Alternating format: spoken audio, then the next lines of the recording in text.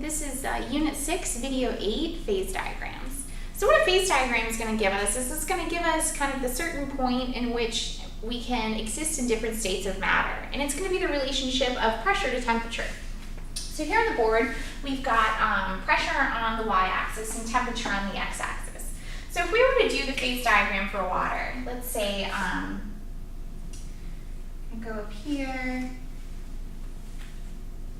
Okay, so this here is going to be my solid state. Here I'm going to be in my liquid. And here I'm going to be in my gas state. Okay, so what this is going to allow me to do is it's going to allow me to predict at certain pressures and certain temperatures which state of matter am I going to be in, which is really important, especially in real life application of different chemicals. We need to know if I pressurize this at a certain temperature, what will I get? Will I get a solid? Will I get a liquid? Will I get a gas? So here, let's say that we start with a really low pressure, so maybe less than 1 atmosphere. And we say, okay, if we raise the temperature on that, how many phase changes will I go through?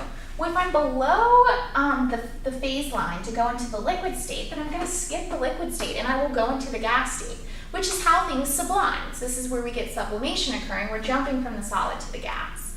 Okay, we know normally we like to go from the solid to the liquid to the gas. So in order to do that, we've got to have certain pressures and certain temperatures. So if we were to be at a higher pressure and even a higher temperature, we could even be kind of lower in temperature, we're still going to go from the solid, from the liquid to the gas. Okay, now the important points on the phase diagram is right here in the middle, we're going to get something that we call the triple point.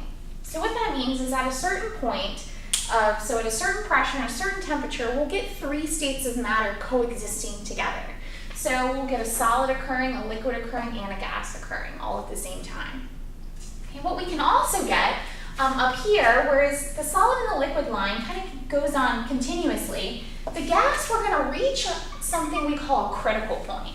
So the critical point is kind of when we're not going to really be able to super distinguish between a liquid and a gas. So we're going to it's going to kind of be a mix of what it's going to be. So for example, we're going to have something called a critical pressure. So what a critical pressure means is we're going to reach a pressure in which no matter how much more we pressurize, the gas doesn't really like to enter back into the liquid state.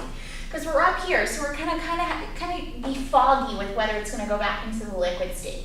We're also vice versa going to have a critical temperature, which is the same thing's going to occur. We're going to reach a critical temperature in which we can no longer distinguish from going back from a liquid to a gas. So it's not distinguishable that this is a liquid, this is a gas. We've got kind of a foggy area up here. Now we can still come down over here at a certain pressure and really high temperature, and we're still in the gas phase.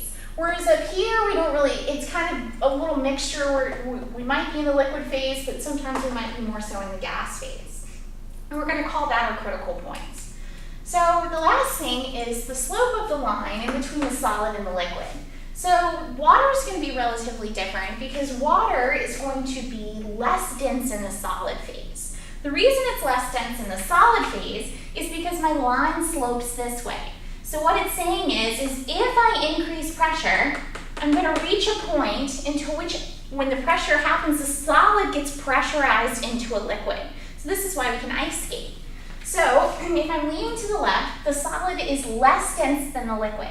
If I'm leaning to the right, the solid is more dense than the liquid. And that's kind of just a general overview of phase diagrams.